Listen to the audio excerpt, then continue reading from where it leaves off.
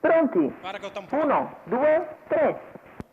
Buona la partenza con la velocità di Today Winner Font che numero va al comando. 1 Zeburisaya Julian TRGF Vick, squalificato. quale rimane per il momento di fuori, filtrato alla seconda fila bene Simon Barboy. Numero 9 Zagor MTT poi squalificato. terza posizione allo steccato per Vassallo, mentre prova a puntare in avanti America Spritz, 15,5 per i primi 200 metri di corsa, mentre in coda sbaglia Vortice Leo.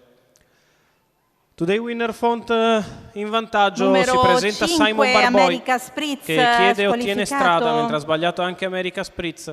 Julian Vick rimane così allo scoperto, terza allo steccato c'è Vassallo, a precedere Velox Mail, poi Bump It Off West che va a fare la seconda pariglia al largo in anticipo su Zero Gravity, 46 per i primi 600 metri, con all'avanguardia Simon Barboy nei confronti di Today Winner Font e Vassallo, quindi sempre di fuori Julian Vick. Numero 15 Vortice Leo squalificato. In seconda pariglia, avanti a Zero Gravity Anita Spritz, mentre Alfred si muove dall'ultima posizione. Si va a completare il primo chilometro con Simon Barboy all'avanguardia che lo passa in 1:17,4.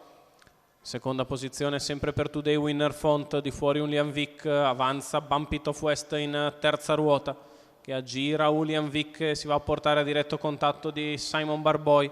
Davanti alle tribune c'è un 15,1, segno che i due davanti iniziano ad allungare. Zero Gravity si muove dalla terza pariglia in anticipo sempre su Alfred che è in terza ruota da molto tempo ormai. La curva di destra passata in 15,5, Simon Barboy e Bump It Off West alle prese. Today Winner Font che li guarda da vicino con a destra Zero Gravity, poi Alfred che continua a progredire avanti ad Anita Spritz.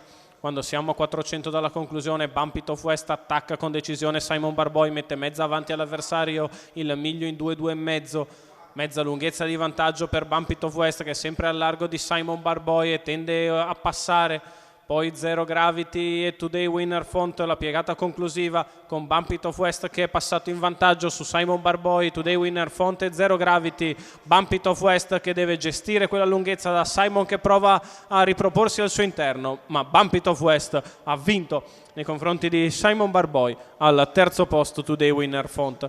32 la chiusa, 1:16,7 ragguaglio cronometrico. Bump It Off West, Emanuele Pistone che fa il triplo da guidatore in giornata. Il training di Sabina Breccia, la proprietà di Franco Tonelli, il successo di Bump It Off West numero 10 nei confronti di Simon Barboy numero 7 e al terzo posto il 2 di Today Winner Font 10-7-2, la combinazione vincente di questa sesta corsa dall'Arcoveggio.